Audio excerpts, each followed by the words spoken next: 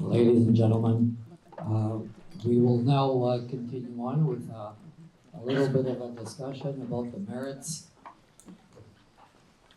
of the concept of this movie. We have three eminent speakers to join us here.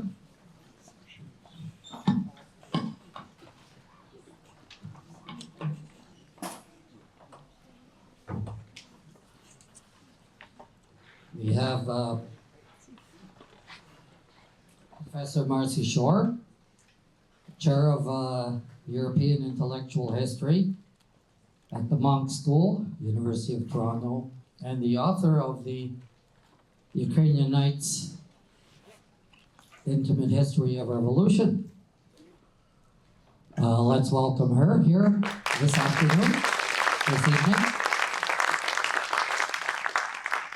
Professor Oleh Ilnytzkyj, Professor Emeritus of Modern Languages, Cultural Studies at University of Alberta, specialist in Ukrainian modernism, and the author of Ukrainian Futurism, a historical and critical study. Let's welcome Professor Ilnytzkyj.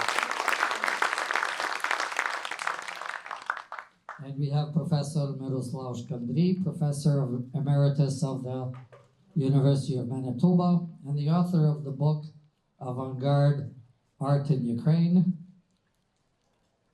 KONTAKT Memory between 1910 and 1930.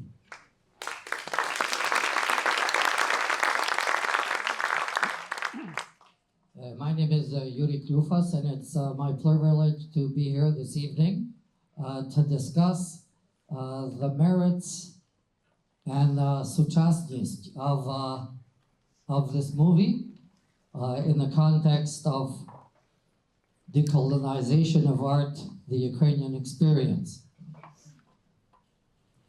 We have a movie here that presents the personal attempts at artistry of Mr. Malevych, which is also intertwined with the current war in Ukraine. A masterful presentation, and the first question to Pan Myroslav Shkandrij: to what extent is this intertwining of merit currently today? Okay, I'll try and answer that. Well, Malevych, I don't know if people know much about how Malevych became famous in the West, but he was banned in the Soviet Union for many, many years. And it was only when the Soviet Union fell apart that he became well known. There was, I've told this story before, but I'll tell it again. The big exhibition of Malevych took place from 1989 to 1990 during détente. George Bush and Mikhail Gorbachev decided that they needed a big event to celebrate détente. And that event turned out to be an exhibition of Malevych. They went to the Tretyakov Gallery and to the Amsterdam Gallery, where there are many Maleviches. And they organized an exhibition, first in Leningrad, as it was known then. It later, during the exhibition, the touring exhibition, its name changed to St. Petersburg. Then it appeared in Amsterdam, in New York, and in Los Angeles. And it was the great Russian artist, a celebration of Russian art, the Russian avant-garde, the Russian genius, Malevych. 3 catalogs were produced. And I was shocked when I saw it, because there was an autobiography of Malevych. Malevych in 1933, the year he died, produced an autobiography. Half of that autobiography, the first half of that autobiography, is about growing up in Ukraine. As you saw in the film, he was very proud of the fact that he was born in Ukraine. That's where he learned his art, and that's where he learned from the peasants and from the icon. So they translated the autobiography for the catalogs, but they left out the first half, everything to do with Ukraine. And that was a surprise to me, a shock to me. So that's when I began studying Malevych a bit. But the same thing happened. 2014, I was in London. I went to the Tate Modern. There was a huge Malevych exhibition, huge. It was really impressive. And the catalog, I've got the catalog or the brochure that came with it. Over 20 times Russia is mentioned. Russian genius, Russian art, Russian tradition, Soviet Union and Russia, just went on and on. Ukraine was not mentioned once. It never appeared. So what has happened since then is that Ukrainians have begun finding Malevych, admiring Malevych, celebrating Malevych. And in fact, the Ukrainian avant-garde has become a calling card of Ukrainians. It is now known as some of the greatest artists of the avant-garde of the 1920s were Ukrainians. It's now well known. So what's happening is that the art is being rediscovered, and it is being reclaimed by Ukraine and by Ukrainians.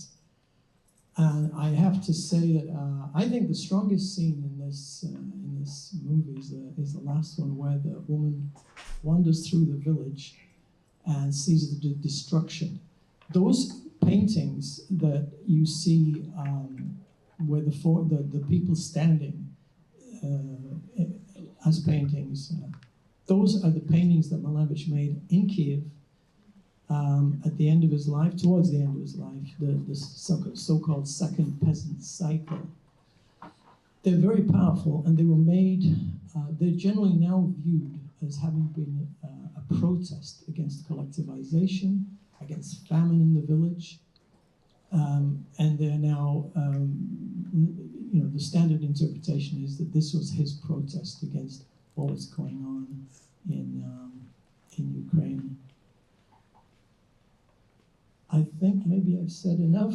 Okay, same question to you, Professor Oleh. Possibly in light of literature, if you could throw that into the response. Yes,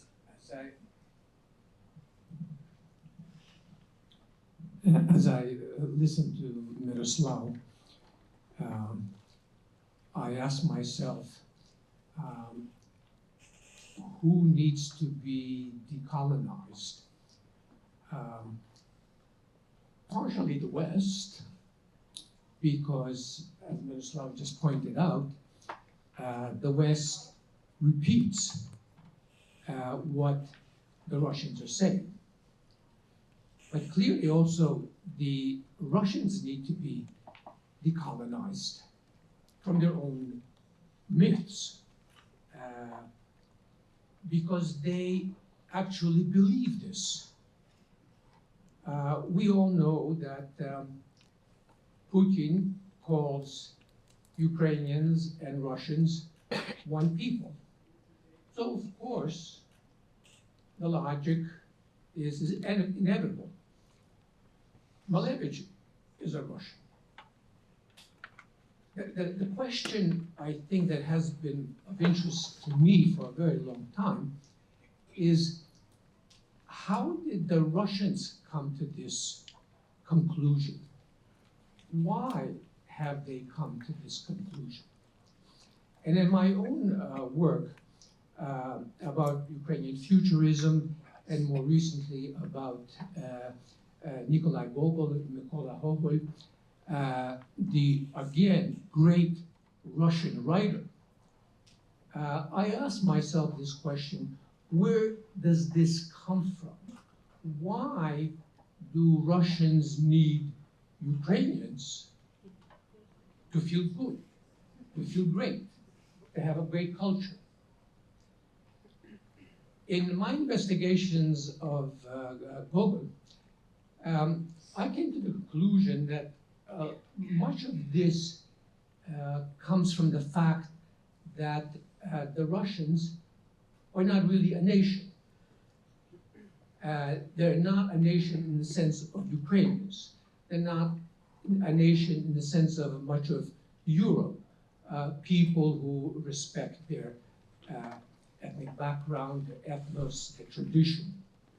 The Russians, since the 18th century, and this has been said by many historians, have never developed a real national identity.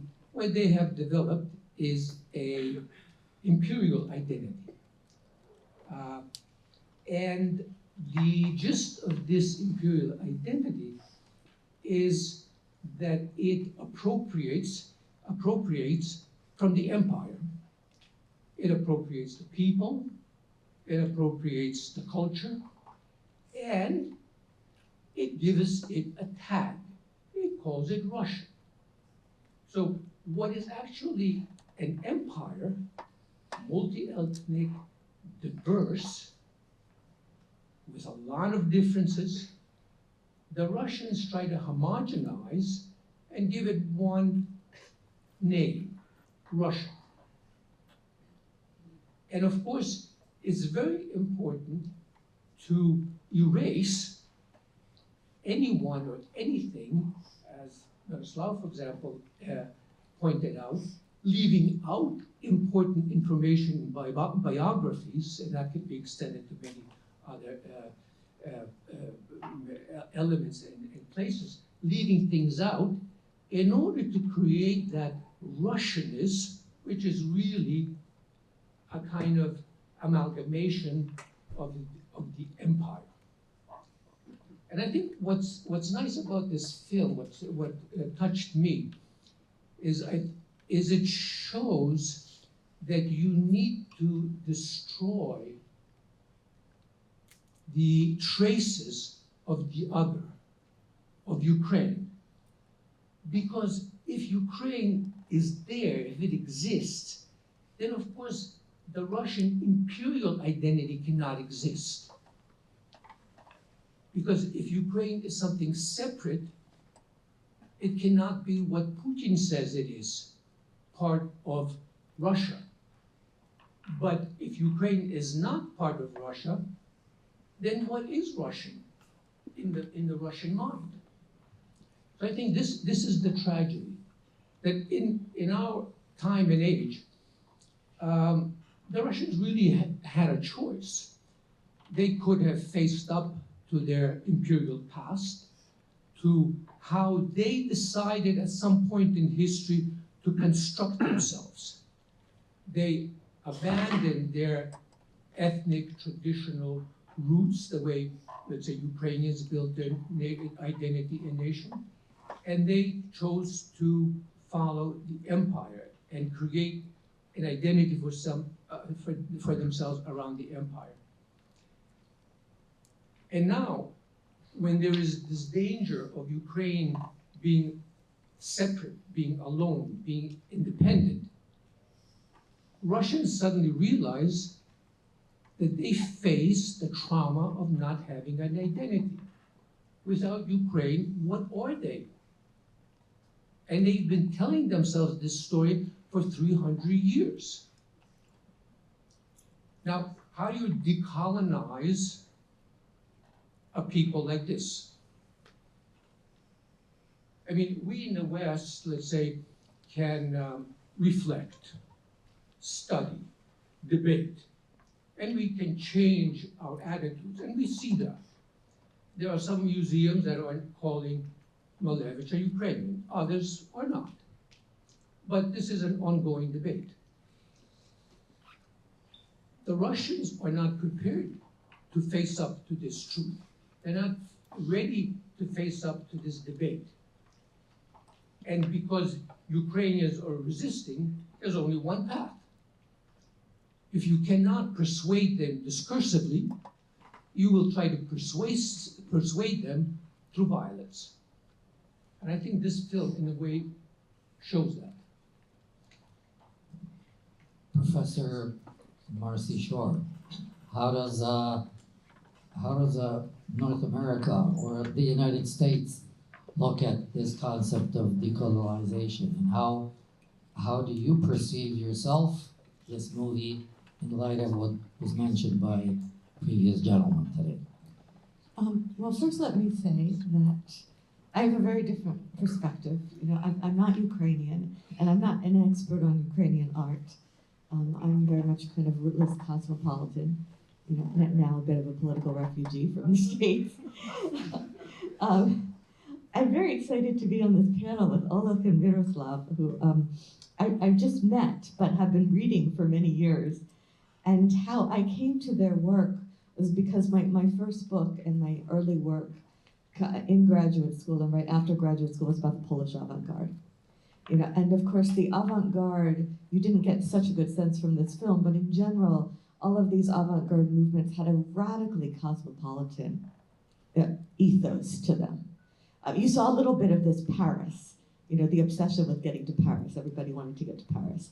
But there was an internationalism, there was a cosmopolitanism, there was a throw Pushkin off the steamboat of modernity.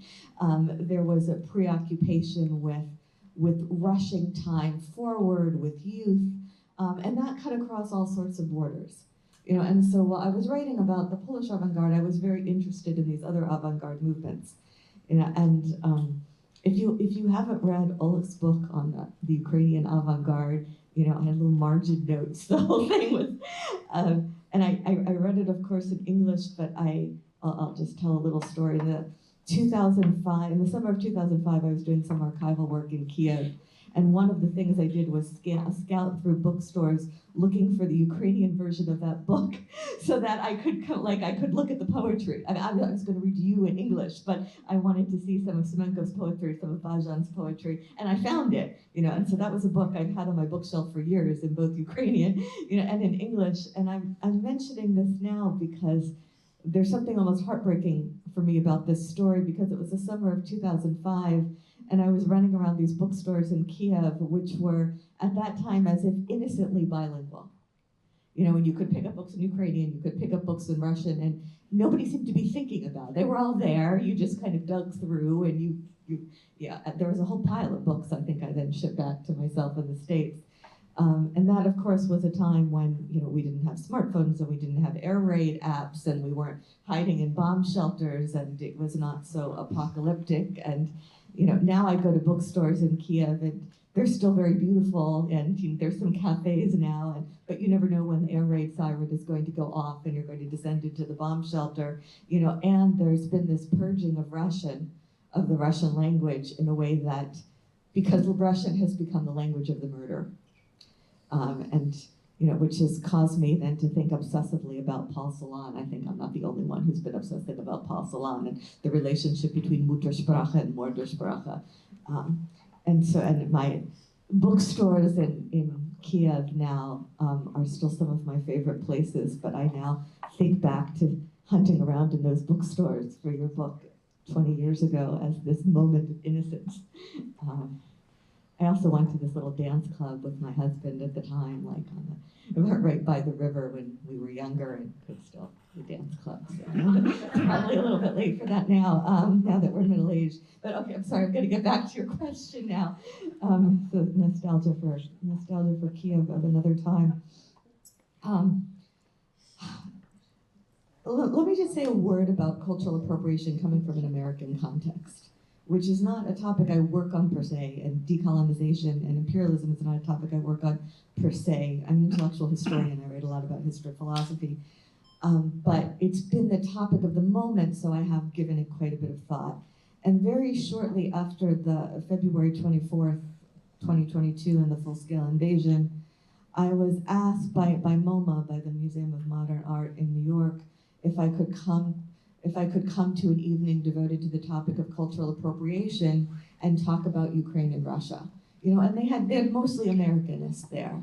And cultural appropriation is a big topic in America, you know, and has a lot to do with Black Americans, you know, and to some extent with Latinos and to some extent with other groups whose work has been appropriated by what is considered a kind of white majority. And I'm not a visual art person. I generally don't get invited to the MoMA. That's not my usual crowd. And I wasn't an expert on this topic, but it was a moment where I was doing all possible outreach for Ukraine, which I've still been doing because the stakes just seemed so high. I thought, okay, it's a big audience. It's New York. You know, there are people who are wrapped up in American discussions, but this is an occasion to reach them and tell them something about what's going on in Ukraine. So I said yes, despite my incompetence.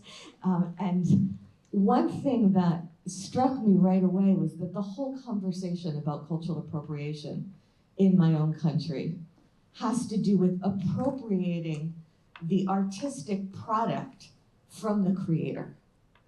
You know, you take that product away, you take the creation of music or a style or a style of art, or a style of visual art, you take jazz away, you know, you let somebody else take those creations and claim the credit for them in some way, or dominate their showcasing to the world. And when I started to talk, you know, in the days before this discussion with Ukrainian friends, one of which, Nata Druhov, was doing her MA then in Berlin and had been working very specifically on this topic of Malevych. And so we were corresponding about this, specifically about how the Russians had kind of stolen, you know, him from the Ukrainians. And I thought, okay, this is a very interesting twist on cultural appropriation, because here you're not appropriating the product, you're appropriating the biography of the artist. You know, and that's a very different thing. Whether we could talk about whether it's better or worse, but that nobody was saying Malevych didn't really paint this painting. You know, nobody was saying that the person who did the art wasn't the person who did the art. There was an attempt to manipulate the biography. You know, and I found that somehow that distinction kind of fascinating, because one focused on the product and the other focused on the artist.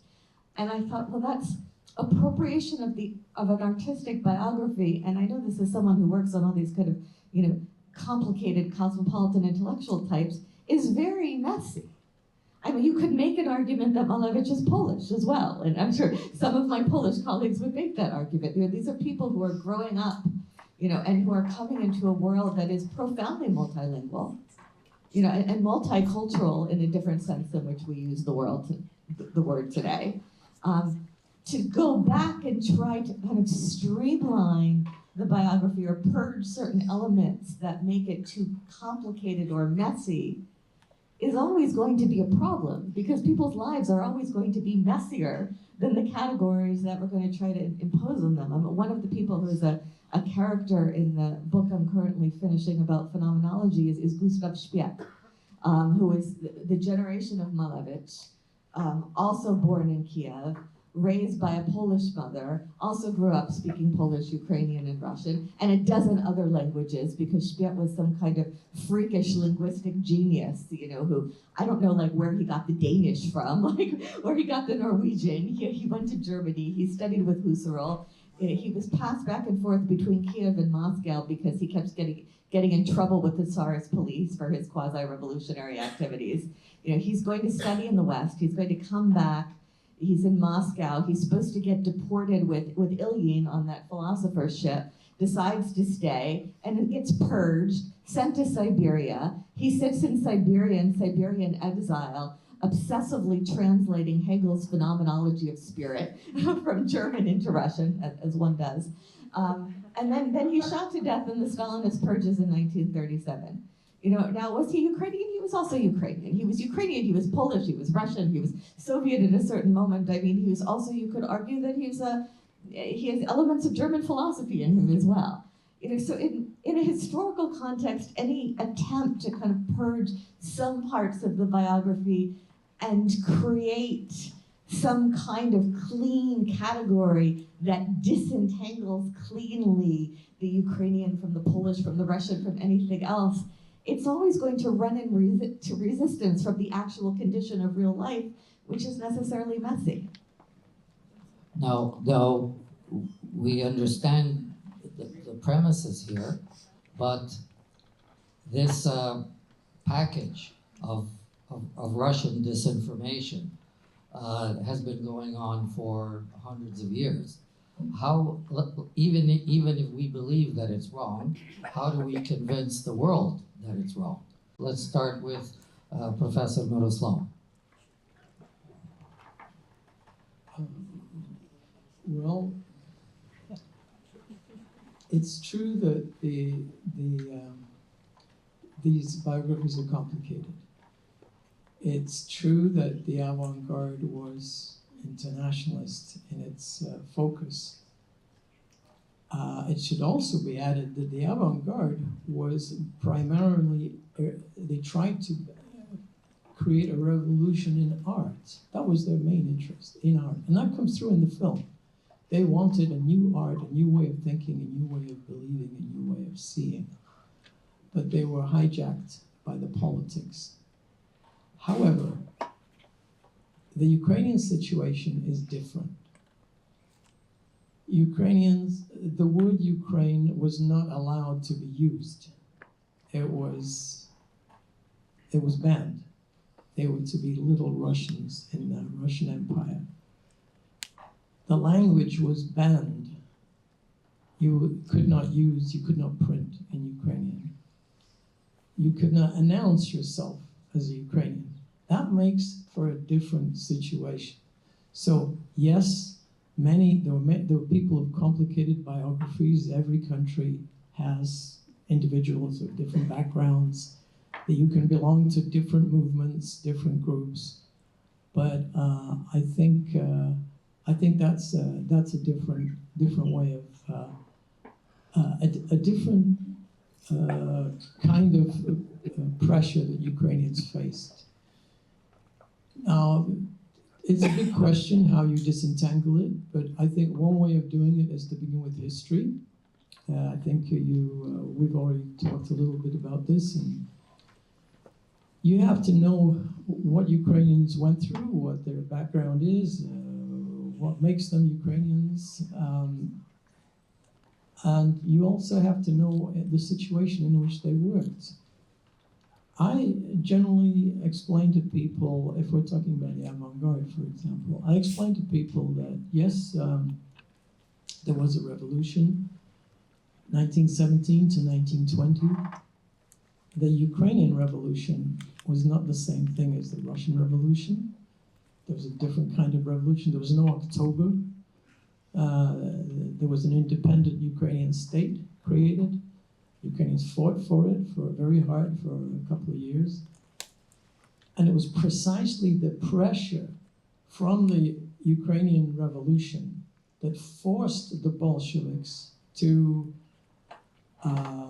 accept a Soviet Ukrainian Republic and to accept a Ukrainianization and Yiddishization policy, a so-called Colonization, indigenization policy. Now that's important because a lot of people think that the Bolsheviks gifted Ukraine a state. They were forced into this. So from 1923, there was a Ukrainianization policy. Ukrainians like Malevych, like Tatlin, like the Futurists, were able to publish in Ukrainian, were able to develop Ukrainian art, music, theater, and there was a cultural flowering. It lasted about 7 years. In 1932, the policy changed. In 1923, the Bolsheviks in Ukraine stated that the greatest danger to the revolution in Ukraine was Russian chauvinism. That was the official policy, and that's why they needed to purge minds and hearts of Russian chauvinism. And that was what they wrote for about 7 years. In 1932, Stalin took over, collectivization, the famine, and the policy switched. 1932, the greatest danger was proclaimed Ukrainian nationalism. And from then on, you had a completely different attitude towards things Ukrainian. So I think what we need to do is to be better aware of, yes, the complexities, but also the background, the special nature of the situation in Ukraine. And my feeling is today, you know, knowing the history of the 20th century, I'm absolutely shocked that Putin can say there is no such thing as a Ukrainian language, there's no such thing as a Ukrainian culture. You know, the Bolsheviks even created a national republic. There was a Ukrainian language. There was a Ukrainian history. He's actually erasing even the Soviet experience. He's going back to General Denikin and the Russian imperial mentality. I don't have a quick answer. Okay, well, so let's follow through Professor Ilnytzkyj. How do we transit from the great Soviet or Russian empire to the concept that you presented, that there's no Russian viable national identity? How do we make that transit from one to the other, and help the common understanding that the Russian imperialism project is a lie in your eye? Yes.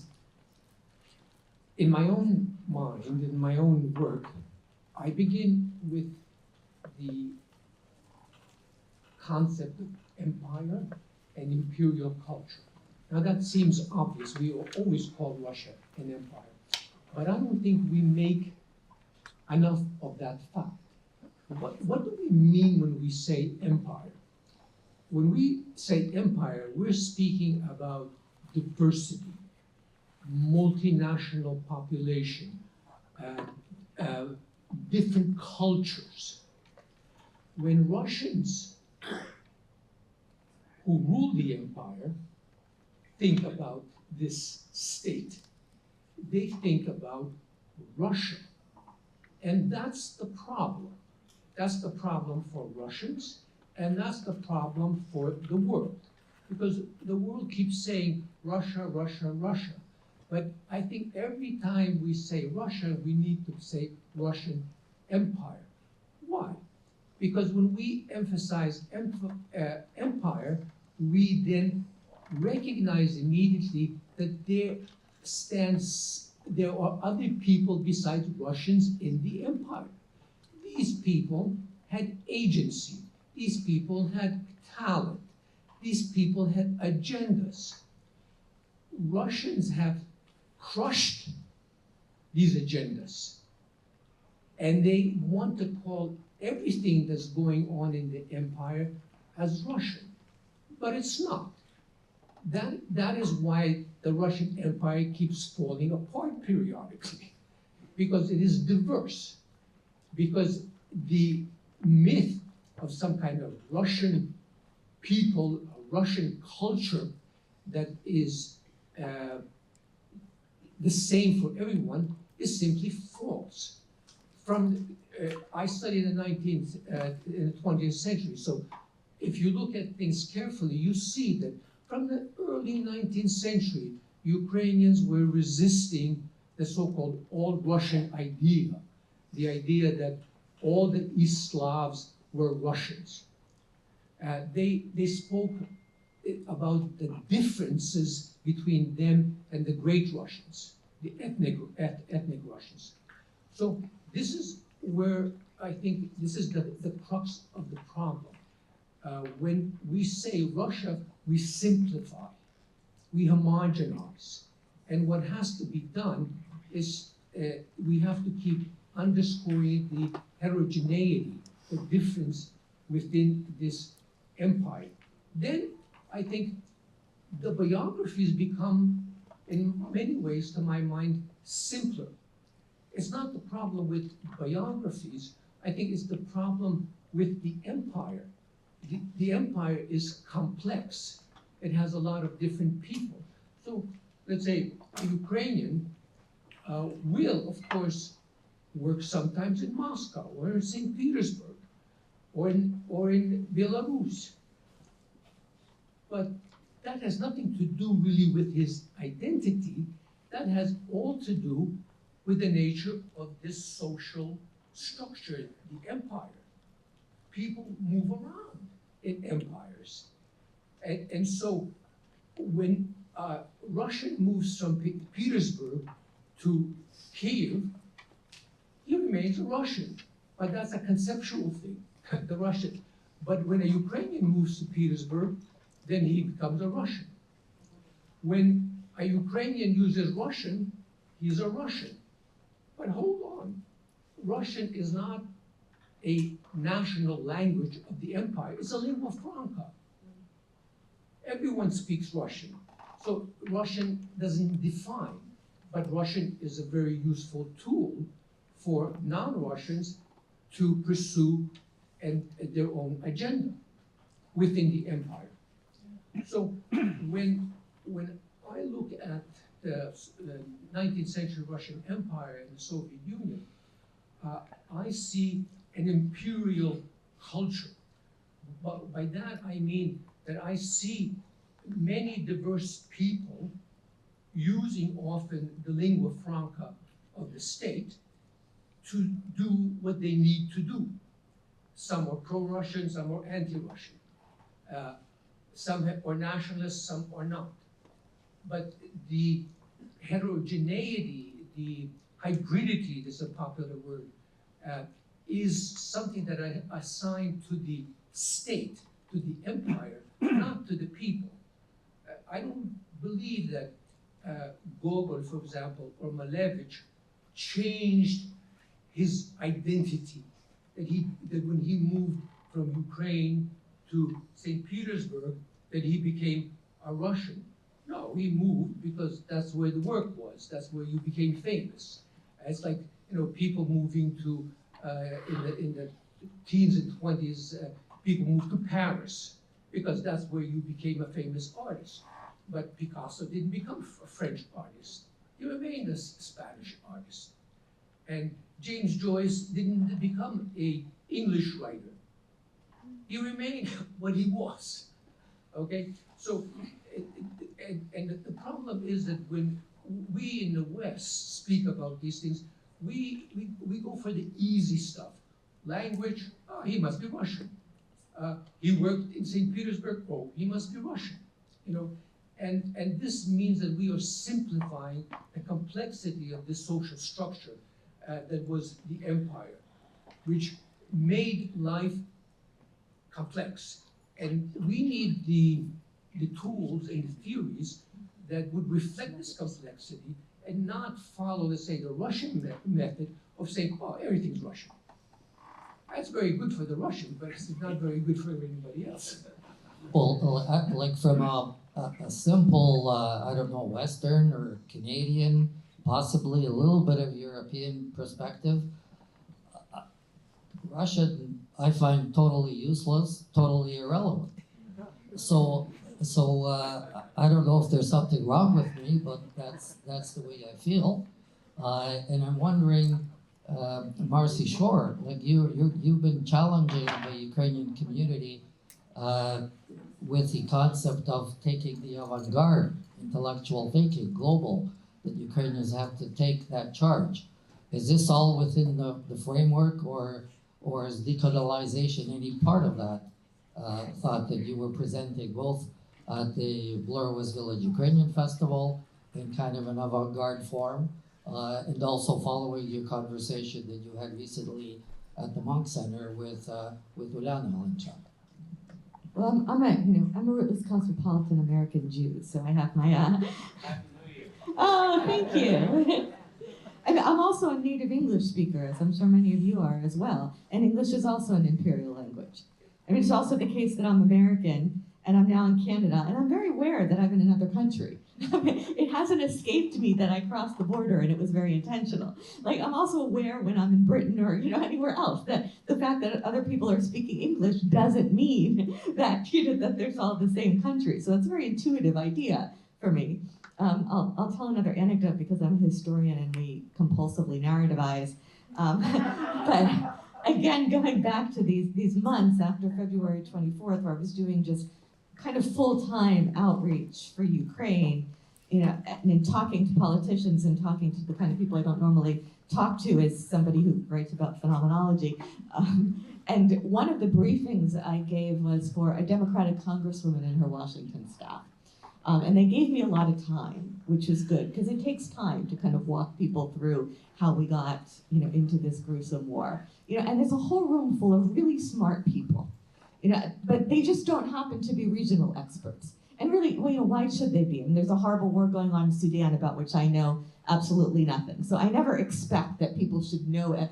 I happen to know this little pocket of the world better than some other people because I've spent my whole adult life working on it.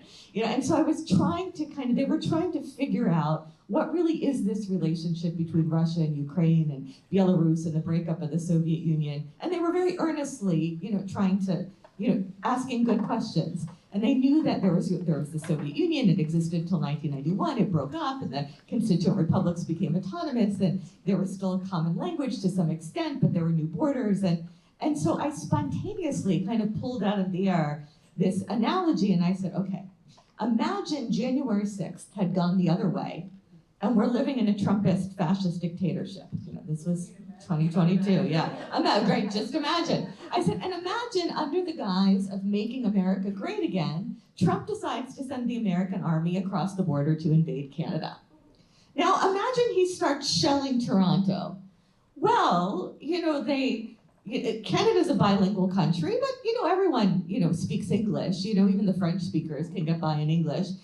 And they eat hamburgers and French fries, and we eat hamburgers and French fries. And so really, why would anyone in Toronto mind if we show up and start slaughtering people? And I was trying to make the point that no cultural or linguistic affinity could possibly make less outrageous the fact that you've just invaded a country and started to carry out a mass slaughter.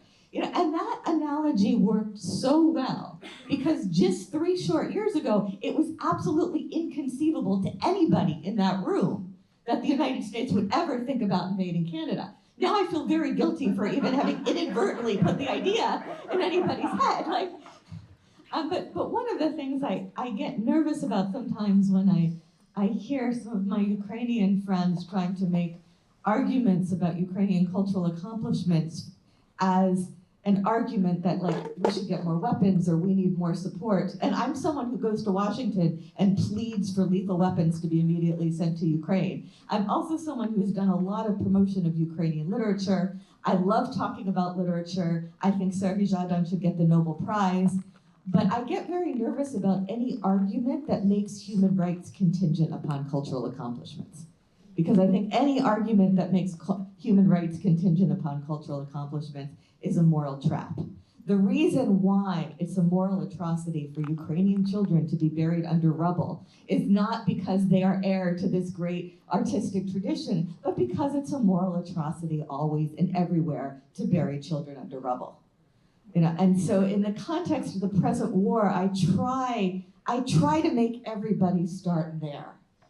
Yes, it's an imperial war. Yes, the Russians need to decolonize themselves. Yes, they have imperial inclinations towards Ukraine. That's all true. But I think prior to that, and where we need to start is that there is a moral atrocity being carried out that is absolutely a priori, and comes before anything else. when Russian troops show up and start shelling places in eastern Ukraine and say, we're here to save the Russian speakers, I feel like the right answer is not, we're not Russian speakers, we're Ukrainian speakers, because the point is that even if everyone is a Russian speaker, even if everyone only spoke Swahili, it doesn't matter. Nobody has a right to just show up and start murdering people. And somehow as a society or as a world, we seem to have, the UN has just become a symbol of its own impotence. We seem to have forgotten that the place to start is that what is being done to human beings in Ukraine should never be done to any human being anywhere. And sorry about that little rant, but I feel like that's what we need to start. So how do we build in this human rights issue to overcome what Russia is doing right now, but still maintain the Ukrainian context to it all? Скажіть, пане Shkandrij.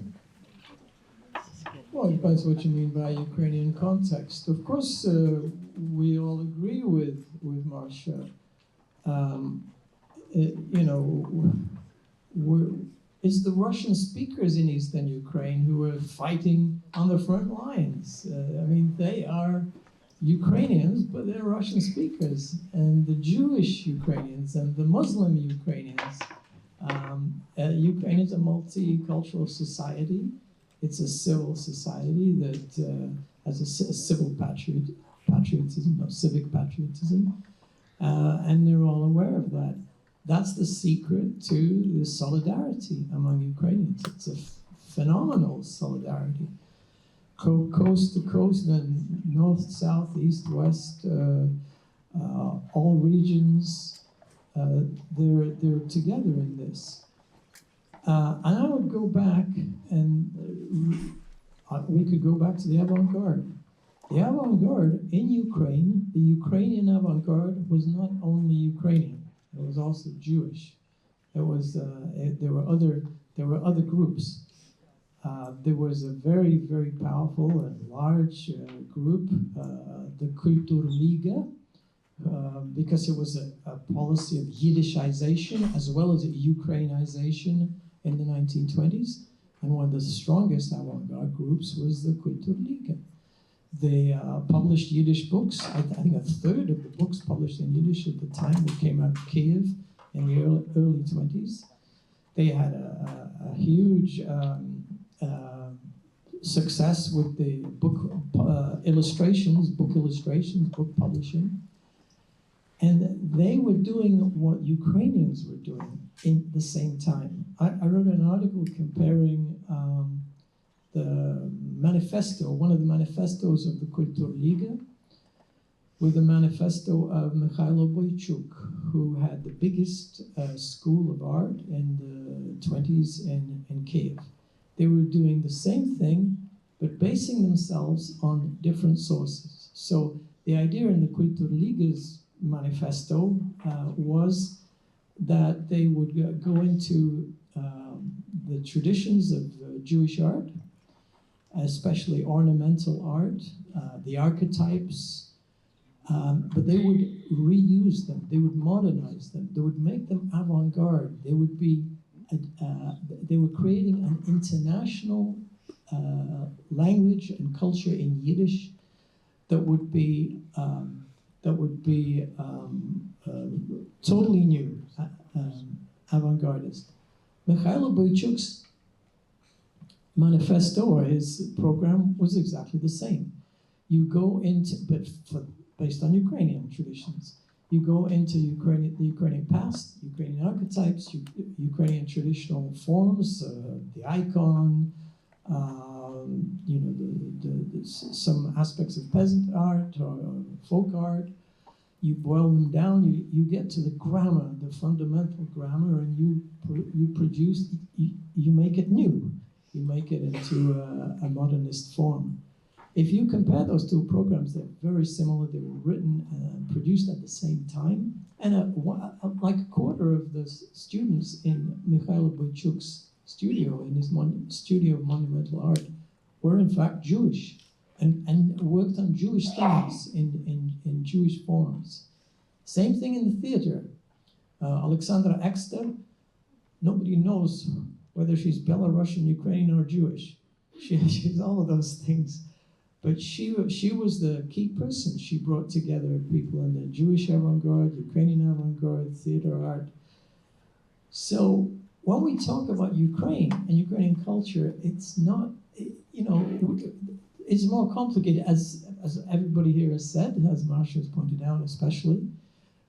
But we are dealing with a, we've lost the idea, I think, of the Ukrainian culture as being complicated and as being multifaceted, multi-ethnic, all the streams running into it. And only now, I think, after independence, is this come back. We are now reading books, writing books about a vision of Ukraine and Ukrainian culture that is not singing, dancing peasants. It's not Kodotki and Pesanki. It's Malevych. Pure color, pure form, visions of a new world. It's a far more intricate and interesting culture.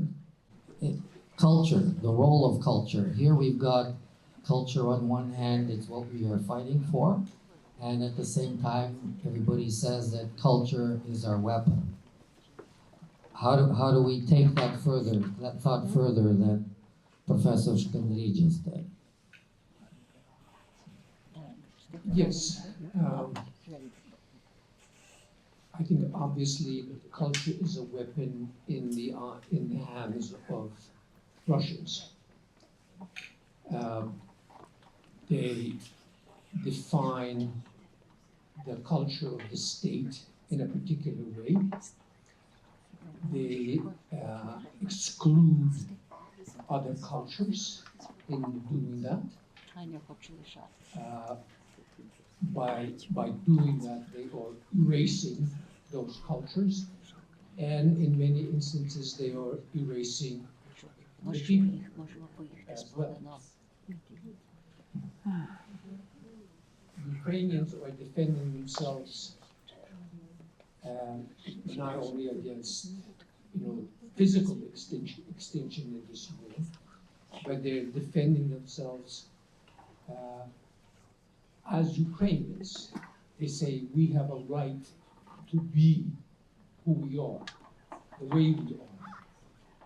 So the Ukrainian fight is for diversity in Ukraine, and more broadly, diversity in the world. The Russians would deny that aspect of this global diversity that's called Ukraine. So, is culture also our Ukrainian weapon that we use to defend ourselves while culture is the cause of the war? How do we do that? How does a movie like the one that we just saw with Malevych, how do we do more things like that promotes our culture, that shows our diversity, and doesn't allow us to be taken by that, that Russian tsunami for hundreds of more years? Okay, I know it's getting late, so I'll try to be shorter here. And I just want to respond to something Oleh said, about Russians need to decolonize themselves. What is striking to me is more so than Russian imperialism in Ukraine is Russian nihilism. My philosopher friend Volodymyr Malenko in Kiev says that this war for Russia, it's not just a zero-sum game, it's a negative-sum game. It's just pure destruction for the sake of destruction. And Putin is, he is burning through his country's resources and bleeding through his population with total indifference to how many of his own people he kills as well. In a country, not this past time, but the last spring when I was in Kiev, there was one 3-hour period when just between 3 and 6 a.m., the Russians sent 31 cruise and ballistic missiles just to Kiev. And when I got out of the bomb shelter, I was texting with a European diplomat friend. I was like, just out of curiosity, how much did those 31 missiles cost? It was $390 million worth of missiles, all 31 of which were spectacularly shot down that night by Ukrainian air defense. But I'm like, $390 million worth of missiles in a country where millions of people cannot afford indoor plumbing.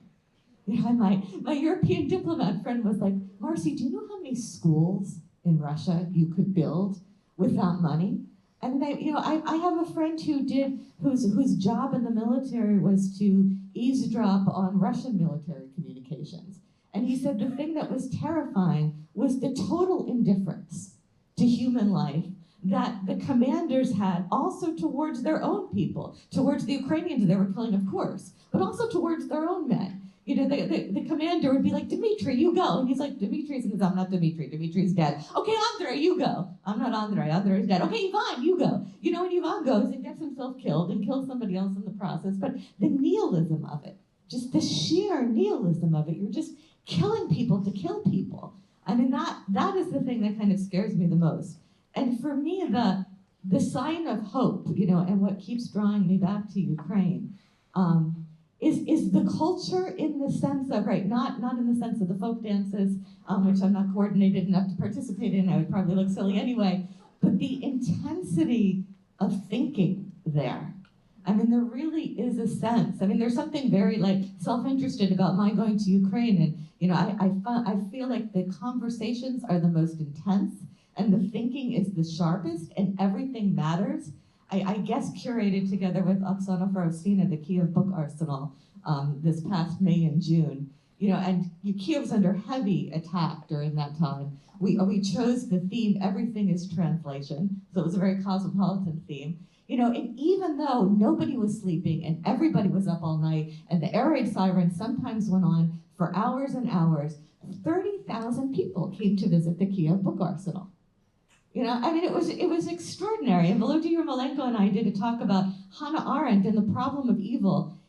Like an hour after a 10-hour air raid siren went off and nobody had slept. And that room was packed with people, for whom the problem of evil was not at all abstract, who were all thinking very intensely, and the energy from that and that insistence that it matters, that these questions matter. That books matter, that people are getting up, out of the bomb shelter and going to look at all these books. That was an incredible moral boost, for me as an American as well. A few last words from both of you. The role of art in conquering this war, I guess, is the question here. Well, this film that we saw today, this film that we saw today, just now, I think this strikes a blow for Ukraine. It strikes a blow for Ukrainian culture, for our right to conceptualize ourselves the way we think it's fit, and not as Putin thinks it's fit. So if you multiply this, and I think you just brought up a perfect example, if we can multiply this film, 1,000 times, hundreds of times in Ukraine. And that's what I'm impressed about as well. During this time of war, there's actually such an active cultural life. And that, I think, is probably the best answer that we have to Putin saying that Ukrainians or Ukrainians don't exist. Yeah, I can only echo what both speakers have said. Books matter in Ukraine. There is a flowering now of literature, poetry, bookstores opening, theater performances, talks. Culture matters. Culture is important. Ukrainians realize that. I think also Ukrainians are very passionate about freedom. individual freedom, national freedom, ability to be yourself, to express yourself, and that just feeds into everything that we've been talking about. I think Ukrainians get it, and they are prepared to defend individual rights, democratic rights, and also national rights. So, thank you very much. Hand of applause for everybody here. And we'd like to also acknowledge Pani Anna Palenchuk. Please stand up. We'd like to welcome you. And thank you for a wonderful movie and a wonderful presentation with our speakers tonight.